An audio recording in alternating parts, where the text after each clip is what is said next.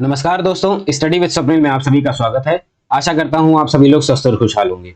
दोस्तों, TGT PGT की परीक्षा हमारी अगस्त में है और यहां पर इस वीडियो के माध्यम से हम लोग बायोलॉजी में आने वाले बेहद ही important topic which is called the bacteria, इसके टॉप 20 एमसीक्यूज की प्रैक्टिस करेंगे। ये साथियों टीजीटी और पीजीटी के प्रीवियस ईयर के क्वेश्चन को लिया गया है यहाँ पे, तो यानी ये हमारे लिए बेहद ही महत्वपूर्ण हो जाता है इसका प्रैक्टिस करना, और इसमें से क्वेश्चन आना ही है। चलिए तो हम लोग प्रैक्टिस करते हैं अपने पहले क्वेश्चन से। पहला साथियों क्वेश्चन है कि प्लाज्मिड है, यानी प्लाज्मिड के बारे में यहाँ पे पूछा गया है कि plasmid are new type of micro organism, एक नए प्रकार के सूक्ष्मजीव या जीवाणु में गुणसूत्रों के अतिरिक्त पाए जाने वाला आनुवंशिक पदार्थ, यानी extra chromosomal genetic material of bacteria, genetic element of bacteria, या एक वायरस है कि नहीं। तो यानी हम लोग अगर बैक्टीरिया के स्ट्रक्चर्स को देखें तो बैक्टीरिया के स्ट्रक्चर में आप पाते हैं कि एक उसका खुद का एक आनुवंशिक पदार्थ होता है, ठीक। और इसके बाहर की ओर थोड़ा सा देखेंगे, थोड़ा सा किनारे की ओर साथियों, तो एक गोलाकार रूप में रहता है और इसी को हम लोग प्लाज्मिड कहते हैं, ठीक।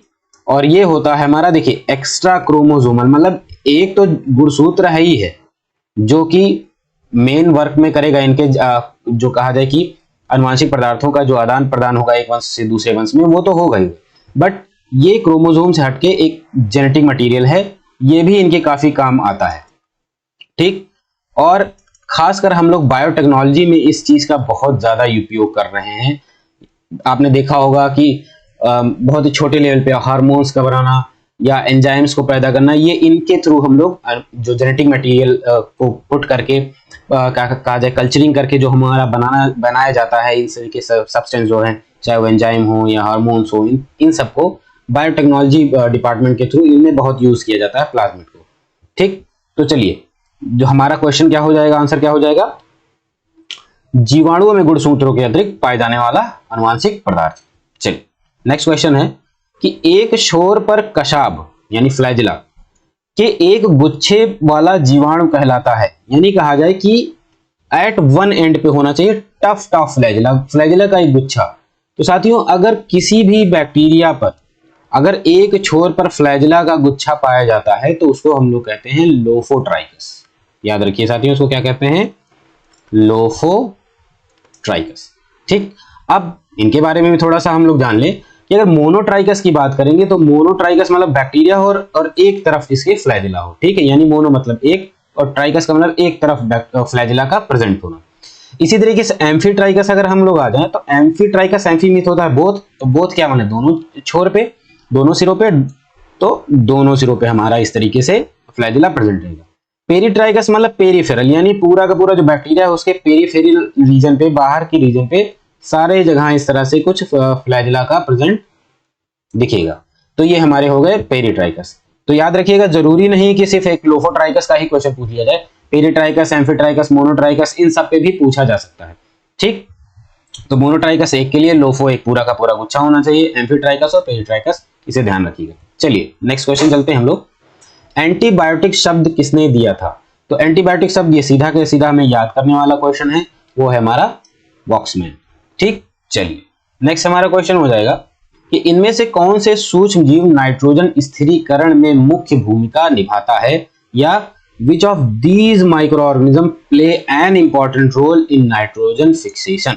तो देखिए, नाइट्रोजन फिक्सेशन का यानी यहाँ पे नाइट्रोजनीकरण करने के लिए है। तो अगर आप देखें लैक्टोबैसिलस, तो अब इसलिए आपने देखा होगा लैक्टोबैसिलस को दूध से दही बनाने वाला है, यानी यहाँ पे कहा जाए कर्ड फॉर्मेशन वाला बात यहाँ पे आ गया। तो चलिए ये ऑप्शन तो नहीं होगा, यानी अब एक दूसरा स्यूडोमोनास है, ये भी हमारा क्या कहते हैं, नाइट्रोजन फिक्सेशन के लिए नहीं आता। और हमारा ये आता है राइजोबियम, ये एक सहजीविता के थ्रू नाइट्रोजन फिक्सेशन करता है। किसमें? आपने सुना होगा लेग्यूम्स में, दलहनी फसलों में जो है वहां पे इनका नाइट्रोजन फिक्सेशन करने का काम किया जाता है। और इसीलिए फसल चक्र, इसे यहां से थोड़ा सा याद रखिएगा, फसल चक्र के बारे में क्यों उपयोगी है, क्योंकि यही जो दलहनी फसलों को जब हम लगाते हैं तो इस तरह के जो हमारे बैक्टीरिया हैं वो सॉइल में, मृदा में नाइट्रोजन की उपस्थिति को बढ़ाते हैं, जिससे आगे आने वाली फसल में हमें अननेसेसरी यूरिया या रासायनिक खादों का जरूरत पड़ता, ठीक। तो यानी हमारे यहाँ पे ऑप्शन जो हो जाएगा वो ऑप्शन हो जाएगा ए। चलिए आता है ज़ैंथोमोनास सिट्राई निम्न में से किस एक रोग के लिए कारक जीव होता है, यानी Xanthomonas citri is a causal organism of fire blight in apple, wilt disease, ठीक है, मतलब विल्ट रोग के लिए, सिट्रस कैंकर, येलो ईयर, याद रखिए ये ऑप्शन है सिट्रस कैंकर। ठीक, सिट्रस मतलब ये नींबू के फसलों में सिट्रस कैंकर, एक आप जब देखोगे नींबू के फलों को तो वहां पर एक बिल्कुल बड़ा ही अजीब सा ब्राउनिश कलर का कुछ उभार जैसा आपको दिखेगा और ठीक जैसे लगेगा कि यहाँ पे खराब हो चुका है, ये वही है, उसी को रोग को कहते हैं सिट्रस कैंकर, जिसकी वजह से जो नींबू की फसल है वो बहुत ही प्रभावित होती है और हमारे लिए इकोनॉमिक इंपॉर्टेंस के लिए कहा जाए तो ये एक निगेटिव वैल्यू क्रिएट करता है। चलिए याद रखिएगा कि ज़ैंथोमोनास सिट्राई, सिट्राई से याद रखिएगा सिट्रस यानी रसदार फलों में जिनमें विटामिन सी पाया जाता है और नींबू का एक अच्छा एग्जाम्पल है, और सिट्रस कैंकर रोग ये पैदा करता है। चलिए निम्न में से कौन बिना किसी विशिष्ट आकृति का होता है, या which of following is without any specific shape, यानी यहाँ पे जो आकार के बारे में बात किया गया है कि आकार को हम सही तरीके से डिफाइन नहीं कर सकते, तो ऑब्वियसली चाहे वो साइनोबैक्टीरिया हो, बैक्टीरिया हो या बैक्टीरियोफेज हो। ठीक, बैक्टीरियोफेज यहाँ पे याद रखिएगा साथियों वायरस है, वायरस मतलब ये जो जीवाणुओं को खाने का काम करता है। ठीक, और साइनोबैक्टीरिया, ब्लू ग्रीन एल्गी जिसको कहते हैं, ये सभी कुछ ना कुछ अपने आकार को रखते हैं। ठीक, बट यहाँ जो माइकोप्लाज्मा है ये आकार में नहीं होता, और याद रखिएगा माइकोप्लाज्मा में सेल वॉल एब्सेंट होती है, कि ये भी चीज याद रखिएगा, सेल वॉल यहाँ पे एब्सेंट होती है। ठीक, ठीक है, तो याद रखिएगा कि माइकोप्लाज्मा अपने सेल मेम्ब्रेन के चारों तरफ सेल वॉल नहीं रखता। ठीक, चलिए नेक्स्ट क्वेश्चन हम लोग आते हैं, यानी हमारा ऑप्शन क्या होगा, बी। चलिए भोजन की विषाक्तता किसके कारण होती है। ठीक है, यहाँ पे जो है कि फूड पॉइजनिंग के बारे में पूछा गया है, और कोलेस्ट्रीडियम के बारे में है, और साल्मोनेला है, और कोलेस्ट्रीडियम टिटैनी। याद रखिए यहाँ जो ऑप्शन है वो है कोलेस्ट्रीडियम बोटुलिनम।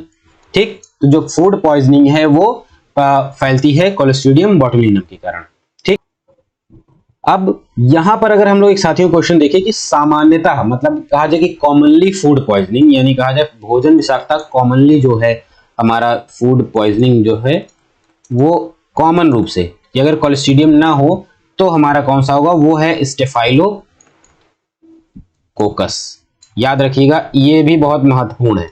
ठीक है, स्टेफाइलोकोकस ऑरियस, ऑरियस स्पेलिंग, तो स्टेफाइलोकोकस ऑरियस ये है कॉमन। अगर आपसे कोई सामान्यता अगर आ जाता है कि सामान्य रूप से फूड पॉइजनिंग इनमें होती है, तो आप ये याद रखिएगा स्टेफाइलोकोकस ऑरियस, और क्वेश्चन इस तरह से पूछता है कि food poisoning is caused by, और इस तरह के ऑप्शन है तो कोलेस्ट्रीडियम बोटुलिनम। ठीक, चलिए नेक्स्ट क्वेश्चन हमारा आता है कि प्रोपिनोबैक्टीरियम यील्ड, या प्रोपिओनी जो बैक्टीरिया है वो पैदा करता है या प्राप्त होता है, क्या चीज है, वो है हमारा विटामिन B12 कॉमर्शियल प्रोडक्शन के लिए साथियों, यानी कॉमर्शियल ये कहा जाए व्यापारिक रूप से कॉमर्शियल प्रोडक्शन के लिए हम लोग इस बैक्टीरिया का उपयोग करते हैं, जिससे विटामिन B12 हमें मिलता है। ठीक, चलिए जीवाणु में श्वसन क्रिया का स्थान, यानी श्वसन यहाँ पे रेस्पिरेशन से, रेस्पिरेशन मतलब यहाँ पे कहा जाए तो हम सीधे के सीधा कहेंगे कि ब्रेकडाउन ऑफ ग्लूकोज। ठीक, सीधा का सीधा यानी एनर्जी प्राप्त करने का तरीका, वो जो यहाँ पे साथियों क्वेश्चन का आंसर रहेगा वो एपिसोम, माइक्रोसोम, राइबोसोम, और ये है हमारा ऑप्शन सी मीजोसोम। आपने देखा होगा कि जो कुछ प्लाज्मा मेम्ब्रेन का उभार ऐसे थोड़ा अंदर की ओर आता है और एक थोड़ा टफ्ट जैसा बन जाता है, यही है वो मीजोसोम्स बैक्टीरिया में। चलिए क्राउन गॉल डिजीज होता है माइकोबैक्टीरियम, एग्रोबैक्टीरियम, अर्वीनिया, या इनमें से कोई नहीं, या अगर हम लोग इसका इंग्लिश कहें तो crown gall disease caused by. ठीक, कॉज्ड बाय ये है इसकी इंग्लिश। ठीक, तो हमारा जो यहाँ पे ऑप्शन हो जाएगा क्राउन गॉल रोग के लिए वो है हमारा एग्रोबैक्टीरियम। ठीक, तो यहाँ हम लोग लिख देते हैं एग्रोबैक्टीरियम। ठीक, चलिए ये हो गया। नेक्स्ट हम लोग क्वेश्चन पे आए, PPLO प्लूरोनिमोनिया लाइक ऑर्गेनिज्म, ये हैं क्या, यूकैरियोटिक हैं कि प्रोकैरियोटिक हैं, नाड़ी कोशिका हैं, पादप कोशिका, तो याद रखिए these all are prokaryotic cell, यानी ये वो कोशिकाएं हैं जिनमें केंद्रक नहीं पाया जाता। याद रखिएगा केंद्रक नहीं पाया जाता प्रोकैरियोटिक सेल में, और क्या नहीं पाए जाते, जितने भी उपांग हैं, यानी उपांग क्या कहा जाए कि कोशिकांग, थोड़ा सा और अच्छा अंक है cell organelles, other cell organelles जो होते हैं वो भी प्रोकैरियोटिक सेल में नहीं पाए जाते, एक्सेप्ट एक क्या पाया जाता है, याद रखिएगा, अतिरिक्त क्या है, वो है राइबोसोम। राइबोसोम प्रेजेंट रहता है प्रोकैरियोटिक में भी और यूकैरियोटिक में भी। ये ध्यान रखिए, बाकी चाहे एंडोप्लाज्मिक रेटिकुलम हो, गोल्गी बॉडी हो, ये इस तरीके की चीजें जो हैं, या न्यूक्लियर मेम्ब्रेन हो, ये सब नहीं पाया जाता। चलिए, तो प्लूरल निमोनिया लाइक ऑर्गेनिज्म क्या है, प्रोकैरियोटिक है। ठीक, नेक्स्ट हमारा जो 12th क्वेश्चन है कि निम्न में से कौन सा रोग जीवाणु द्वारा उत्पन्न होता है, या which of the following disease is caused by bacteria. जीवाणु द्वारा रोग उत्पन्न अगर आप देखें तो ट्यूबरक्लोसिस, मीजल्स, चेचक और रेबीज में आप अगर ध्यान देते हैं तो तुरंत ही ये बहुत ही कॉमन बीमारी आपके क्या कहते हैं हमारे जो भारतवर्ष में आपको नजर आती है, और खासकर बहुत ज्यादा मरीज इससे प्रभावित हैं। ट्यूबरक्लोसिस होता किससे है, बैक्टीरियम ट्यूबरकुलाई से। ठीक, तो याद रखिएगा बैक्टीरियम ट्यूबरकुलाई, तो ये बैक्टीरियल डिजीज है। ठीक, और स्मॉल पॉक्स, मीजल्स, रेबीज, ये सारे के सारे जितने भी हैं ये हमारे तीनों, ये सभी वायरल हैं। ठीक, तो ये वायरल रोग हैं, और जो हमारा ऑप्शन होना चाहिए बैक्टीरियम ट्यूबरकुलोसिस। ठीक, तो ये भी याद रखिएगा कि measles, rabies, smallpox are, अगर ऐसे कुछ पोस्ट चल देता है तो आप तुरंत ही कर सकते हैं कि वायरल डिजीज। चलिए, नेक्स्ट क्वेश्चन है, नाइट्रोजन को स्थिर करने में सक्षम एक स्वजीवी जीवाणु है, यह मतलब कहा जाए कि फ्री लिविंग बैक्टीरियम। याद रखिए, इसको थोड़ा सा ध्यान रखना है कि फ्री लिविंग बैक्टीरियम की बात है। यहाँ पे जितना भी आप ऑप्शन पाओगे उसमें से ज्यादातर लोग जो हैं वो हैं नाइट्रोजन फिक्सेशन के लिए, बट ये जो वर्ड हमारा साथ में जुड़ता है फ्री लिविंग, या कहा जाए कि स्वजीवी, यही इंपॉर्टेंट क्रिएट कर देता है। और यहाँ पे हम ऑप्शन को देखें तो साथियों हमारे दो ऑप्शन यहाँ पे बनते हैं। ठीक, अब एक थोड़ा सा विवाद हो जाता है, बी एंड सी, ये दोनों ही फ्री लिविंग बैक्टीरिया हैं और जो क्या करते हैं, नाइट्रोजन को फिक्स करते हैं, नाइट्रोजन स्थिरीकरण करते हैं। तो अगर इस तरह से ऑप्शन आता है तो जाने रहिए ये विवाद के क्वेश्चन हो गए, टीजीटी 2004 का ही क्वेश्चन भी है। तो अगर बी और सी किसी ने भी लगाया है तो ये ऑप्शन सही दोनों माना जाएगा, या इसे एक सामान्य आंसर दे दिया जाता है इसका। ठीक, चलिए, स्ट्रेप्टोमाइसिन एंटीबायोटिक प्राप्त किया जाता है, यानी कहा जाए कि एंटीबायोटिक स्ट्रेप्टोमाइसिन के बारे में हमने सुना होगा, पेनिसिलिन, स्ट्रेप्टोमाइसिन, टेट्रासाइक्लिन, इस तरीके से जो एंटीबायोटिक्स होते हैं। एंटीबायोटिक्स मतलब ऐसे प्रतिजीवी जो कि किसी एक जीव से ही पैदा किया जाए और किसी दूसरे जीव के खिलाफ, यानी बैक्टीरियल डिजीज के लिए हम लोग एंटीबायोटिक्स का यूज किए जाते हैं। तो ये मिलता कहां से है, ऑप्शन हमारा बनता है एस ग्रीसियस, ठीक, एस ऑरिफिशियस, एस रिमोसस और एस फ्रेडी। ठीक, तो ऑप्शन हमारा ए जो मैंने पहले लगा ही दिया है इस, ठीक है, एस ग्रेसियस से। चलिए, नेक्स्ट क्वेश्चन है हमारा, साइनोबैक्टीरिया है, साइनोबैक्टीरिया या हम लिख देते हैं इसको साइनोबैक्टीरियम, और इसे आप लोगों ने एक और कॉमन नाम से जानते होंगे जिसको बीजीएस भी कहते हैं, याद रखिएगा, बीजीएस शॉर्ट फॉर्म में कहा जाता है। तो चलिए, इसमें ऑप्शन आपको मिल जाएगा कि विषाणु जो कि नील हरित शैवालों से संक्रमित करते हैं, या cyanophycin membrane which infect bacteria, autotrophic prokaryote which characteristic blue green pigment. ठीक, ऑप्शन हमारा जो है वो है सी, यानी जो 15th का जो सी है हमारा वो है कि autotrophic prokaryotic with characteristic blue green pigment. ठीक, तो याद रखिएगा साइनोफाइसिन के बारे में।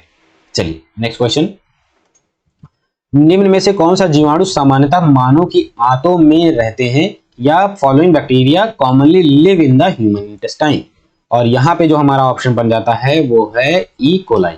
ठीक, तो यहाँ पे हम लोग ध्यान दीजिएगा, तो हमारा कौन सा है, ई कोलाई या एस्चेरिचिया कोलाई, ऑप्शन हमारा बन जाता है ई कोलाई। ठीक, चलिए, विब्रियो कॉलेरा, ये सभी बैसिलस जो है, सेप्टाइलिस, ये सारे सारे क्या है, बीमारियां फैलाते हैं। ठीक, चलिए, निम्न में से कौन सा संगठक जीवाणु कोशा में अनुपस्थित होता है, या which of the following constituent is missing from the bacterial cell. अब साथियों, अगर हम थोड़ा बैक्टीरिया के बारे में अगर थोड़ा सा जान लें, जो कि मैंने अपनी पिछली वीडियो में बैक्टीरिया के बारे में बताया है, पार्ट 1 ही है, नेक्स्ट में पार्ट 2 अपलोड कर दूंगा जल्दी, उसमें आप बैक्टीरिया के पूरे सेलुलर एक्टिविटी को आप जान सकते हैं। बैक्टीरिया सेल, याद रखिएगा साथियों, ये प्रोकैरियोटिक कोशिका है। प्रोकैरियोटिक के मतलब, प्रो मतलब होता है पहले का, ठीक, और कैरियन मतलब न्यूक्लियस यानी केंद्रक, यानी पहले का केंद्रक, जो कि मतलब केंद्रक नाम की कोई चीज नहीं थी, सिर्फ उसके अंदर जो अनुवांशिक पदार्थ होते हैं, दैट मींस जो क्रोमोसोम है, ठीक, वो रहेंगे, बट उनका कोई घेरा नहीं रहता। जैसे आप कह सको कि भैया ये मेम्ब्रेन है या ये घेरा है, इसमें इसी को न्यूक्लियस कहते हैं। तो इस तरह नाम की कोई चीज नहीं थी।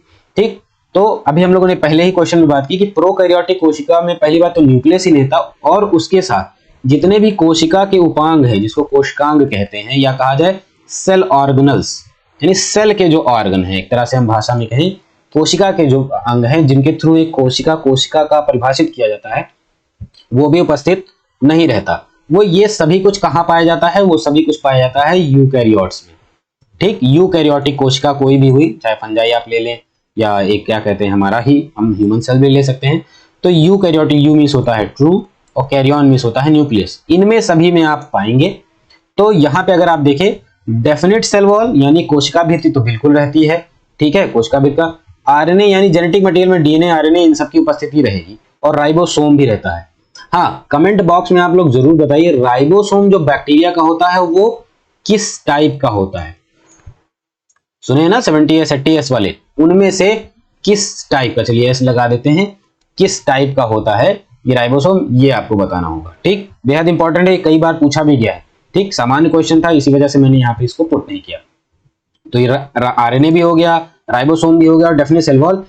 ER या कहा जाए एंडोप्लाज्मिक रेटिकुलम, इसको कहते हैं अंतःप्रदपी जालिका, एंडोप्लाज्मिक जालिका। या देखिए हिंदी इंग्लिश करने वाले मेरे साथियों से मैं एक गुजारिश ये करूंगा कि इंग्लिश वर्ड को थोड़ा सा ज्यादा ध्यान दें। कभी कभी ट्रांसलेट अगर नहीं करते हैं तो वो हिंदी ही डायरेक्ट लिख देते हैं। अब देखिए यहाँ पे भी आरएनए लिख दिया है, कोई आप रापर आर और फिर रा इस तरह से नहीं लिखा गया, तो थोड़ा सा ये ध्यान रखिएगा। ठीक, राइबोन्यूक्लिक एसिड ये सब याद रखें। एंडोप्लाज्मिक जालिका या अंतःप्रदपी जालिका भी इसको कहते हैं, अंतःप्रदपी इसी तरह को साथ लिखते हैं साथियों, जालिका। ठीक, ये याद रखिए एक यूकैरियोटिक कैरेक्टरिस्टिक है, ये यूकैरियोट्स में पाया जाता है।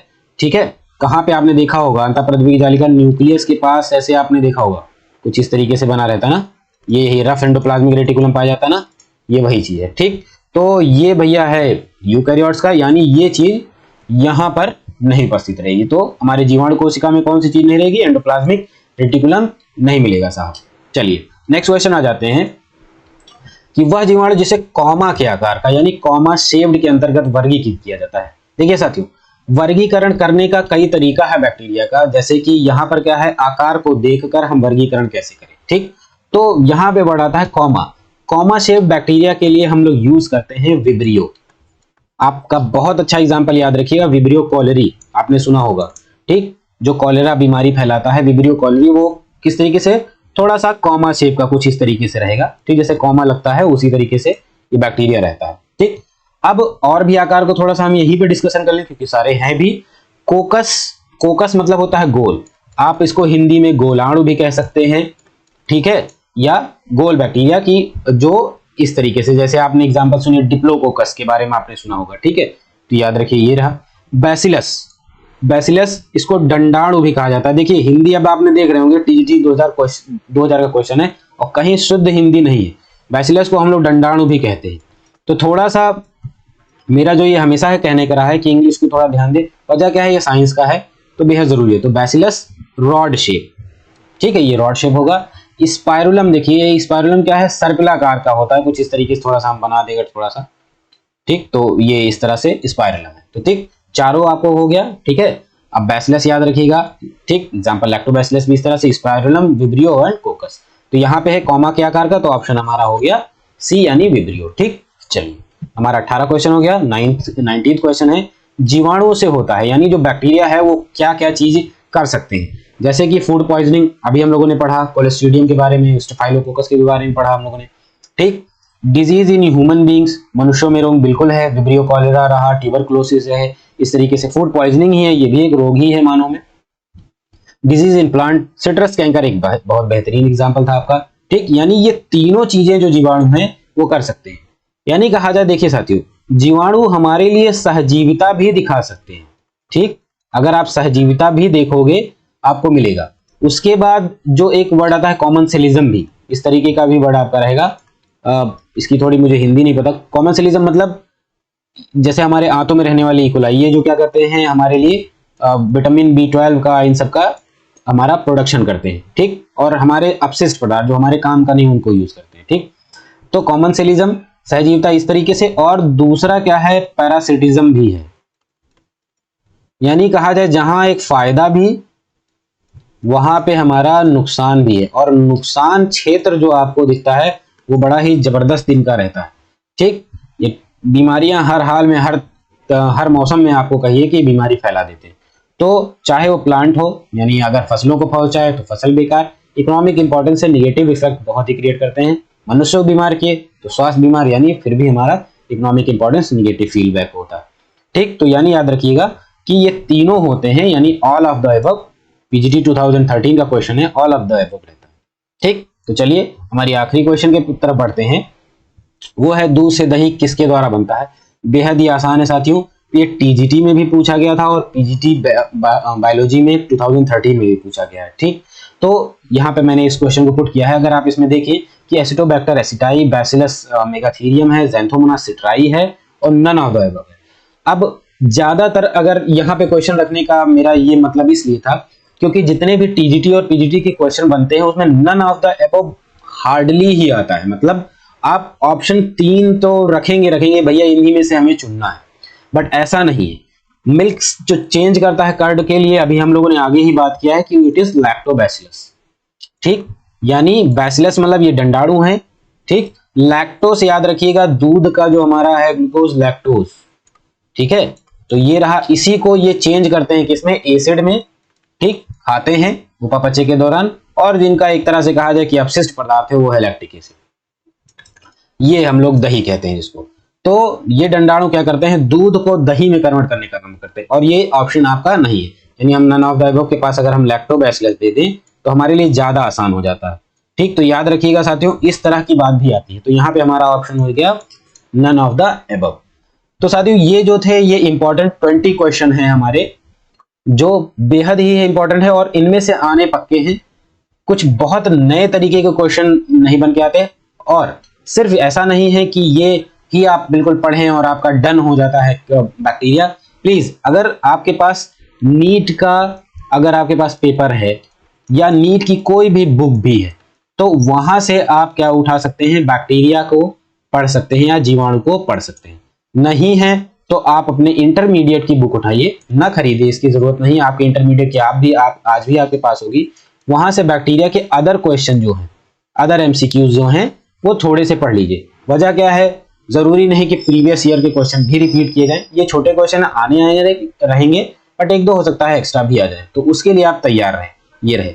ठीक साथियों, तो अगर आपको ये वीडियो अच्छा लगा तो प्लीज सब्सक्राइब जरूर करिए चैनल को, आप लोगों से बहुत हेल्प मिलती है। और प्लीज कमेंट बॉक्स में जरूर बताएं कि कौन से टॉपिक के लिए, यानी वो कौन सा टॉपिक हमारे लिए इंपॉर्टेंट रहेगा जो आपको जानना जरूरी है। ठीक, तो प्लीज जरूर बताइएगा। आप सभी का बहुत बहुत धन्यवाद। जय हिंद।